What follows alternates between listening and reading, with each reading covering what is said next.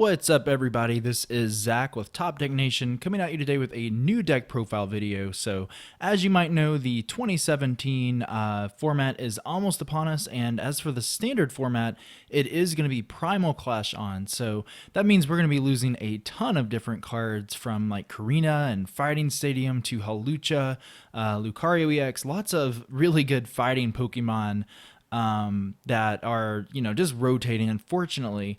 And, today we're going to be looking at a deck that probably could have used those cards, but, I'm not sure how competitive it is, but, this is kind of trial and error since the set just came out yesterday. So, it is going to be Mega Steelix. So, this deck didn't really get a lot of attention, or this card, I should say, because the set really revolves around things like Volcanion-EX and Mega Gardevoir-EX. Those are the cards that are, kind of like the poster boys. They're on the booster packs, they're on the posters, the videos, etc. But today we're going to be looking at a Steelix deck that is pretty, underrated. The card is interesting to say the least. It uses a ton of energy. And again, I'm not sure how competitive it'll be, but it's definitely a fun deck for sure. And as you can see here, a lot of my cards are grayed out here, mainly the Carbink and the Steelix line.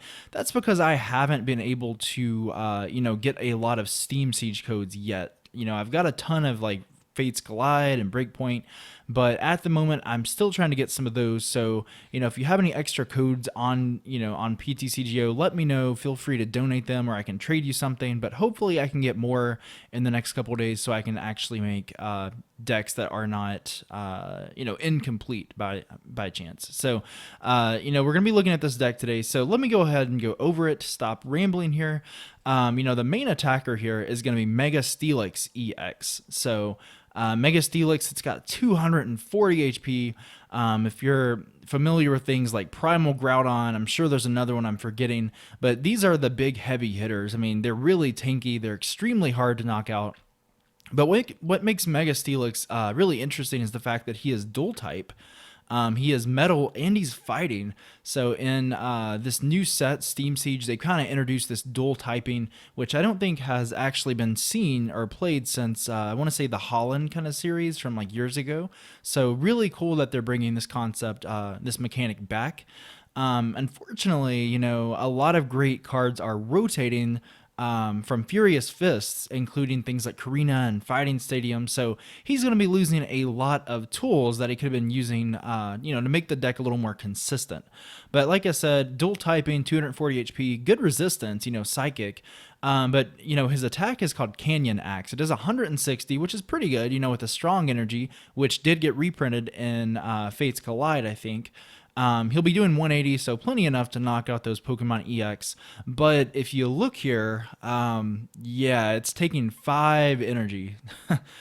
And unfortunately, another partner for the deck, which would have been Bronzong with that Metal Link's ability from Phantom Forces, that's rotating also. So it's going to be very tricky to get this guy powered up. But he does 160, which is pretty good, and then he does 10 to all of your opponents' Pokemon EX. So, not bad. If you can't get a strong energy on it, that's not a huge concern, because that 10 damage means you'll probably be able to hit those magic numbers.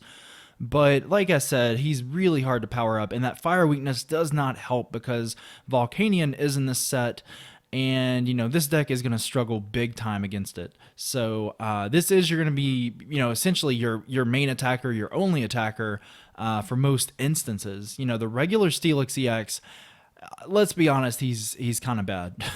He's got Wild Edge, which says he does 80 for 4, which is not all that good. He can do 50 more damage, so 130 for 4 energy, but then you got to take 20 damage. And then Iron Tail, which is 100 times the number of heads you flip, and it takes 5 energy. So, we're probably not going to be attacking with Steelix unless we have to. And unfortunately, the other attacker here won't really power up Steelix because he is not fighting type. And that is going to be Carbink Break. So, as I thought about how to build this deck, there's a couple options. Carbink Break is probably the obvious one. Steelix is a fighting type, which means he can take advantage of Carbink Break's attack. It's a mouthful, which is Diamond Gift. But, the other option might even be the Klotzer from this new set, Steam Siege. And his ability says, I believe, that once per turn you can attach a special energy from your hand to one of your Mega Pokemon. So if you have like a double colorless in your hand, or a strong energy, or a rainbow energy or something, you can just attach it right from your hand. So that might be another option, but in this deck, I think Carbink Break makes sense for a couple reasons.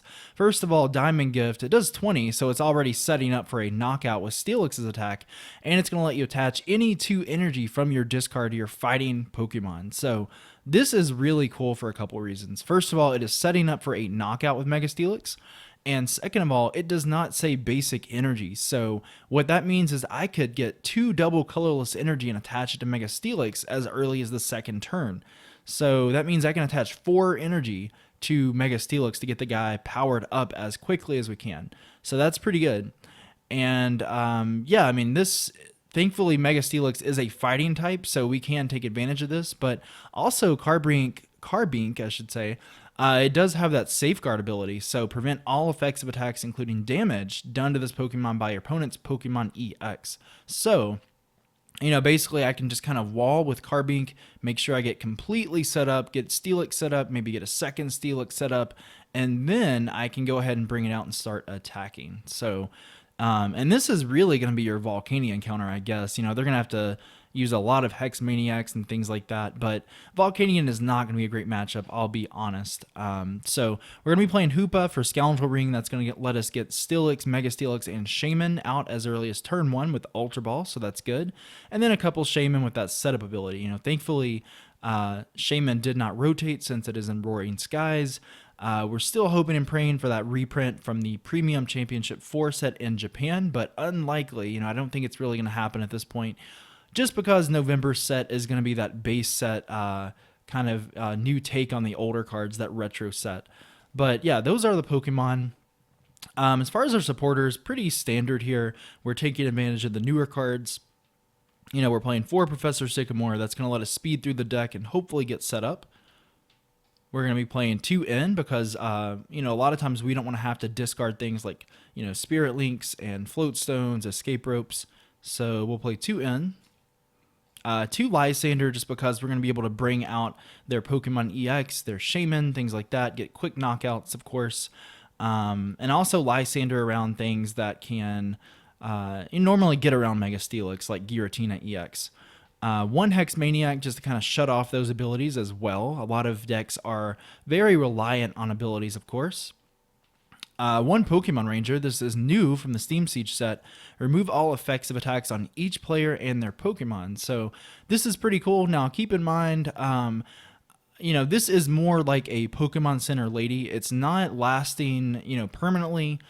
This is going to be like an immediate kind of effect. So if Steelix, or if Seismitoad, for example, uses Quaking Punch on Steelix, which I know Seismitoad's rotating, I can use Pokemon Ranger to make myself not item locked, but it's not a permanent, not item lock. It's just for that turn. So keep that in mind. And then Olympia, which I thought really fit in this deck for a couple reasons. It lets you switch out, so you can't really get stuck. You can't get Hoopa stuck or Steelix stuck in the active, and you heal 30 damage. So it's going to kind of heal Steelix, make it a little tougher to knock out.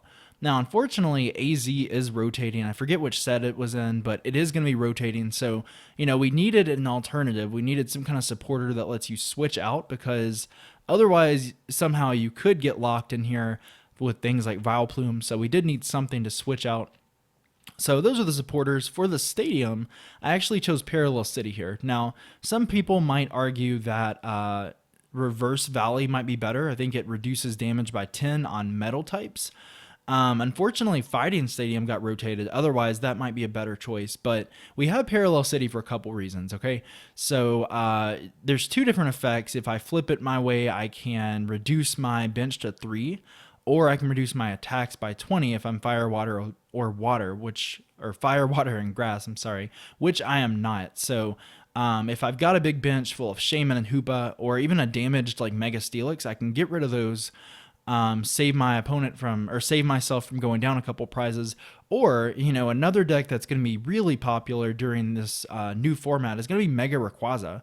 there's not many lightning type attackers. Mega Rayquaza is super fast, so dropping them to 3 Pokemon out of a possible 8 and taking those knockouts, that's gonna be really good, guys. So that's why I chose that. And as for our items here, pretty standard. I've got 4 Trainers Mail for consistency's sake. Hopefully we're drawing the trainers that we need. Unfortunately, things like Battle Compressor are in fact rotating, so we're going to need a way to draw into those trainers quickly. 4 Ultra Ball, pretty standard. This is going to be good to get rid of our energy and hopefully make Carbink attack really quickly. 4 Verse Seeker, of course, lets us reuse our supporters. Escape Rope is good just because a lot of times, you might find Steelix in the active and you really don't want it there. So good for that. We play 1 Super Rod. Now, I think I would have preferred Sacred Ash, but again, I'm pretty sure, about 99% sure, that Sacred Ash is rotating. I think it was in Flash Fire, maybe. So Super Rod is our alternative here, and I think it's a pretty good fit because we might run out of attackers and things like that. We play 2 Float Stone. That is really for like Hoopa and Shaymin. Carbink Break actually has 1 retreat, so that's pretty cool. But yeah, that's there just in case we need to retreat out. And then we play 3 Spirit Link, of course, just to make sure our turn doesn't end when we have Mega Steelix out. As for our energy, it's kind of interesting because this is all special energy, and we're taking advantage of the fact that Carbink Break can attach 2 of any energy. So 4 Strong Energy, that's going to let Carbink Break attack. That's going to let Mega Steelix hit those magic numbers. 4 Double Colorless Energy, just because I mentioned I can attach 2 of those to Mega Steelix off of Carbink Break's attack, and we're definitely going to need that because taking 5 turns to power that guy up is it's not going to work. So, and then we play 4 Rainbow Energy because as you can see, Mega Steelix does need a Steel Energy, or Metal Energy I should say, in its attack. So Rainbow Energy kind of fulfills that requirement, and since that since the energy is coming from the discard, it's not going to damage Mega Steelix. So that is why I like that. But, I'm pretty sure I covered everything here. But this is going to be Mega Steelix, guys. Again, I'm not really sure how competitive it is. Unfortunately, I didn't get to film a game here just because the deck is technically incomplete since I don't have all the cards on here. But thankfully I was able to get the deck on here just to kind of show you guys. And again, you can tweak it to your liking, but I do think this is probably one of the better ways to play it. Besides Volcanion, it doesn't really have any horrible weaknesses. Maybe Entei, the obvious fire weaknesses, but if you can get it set up, if you can get energy on it, it's going to be taking knockouts extremely quickly.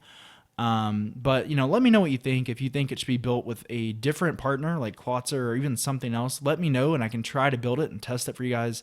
But I will try to get a match with this filmed, whether it be real life or online, in the next couple of days. So be sure to check it out.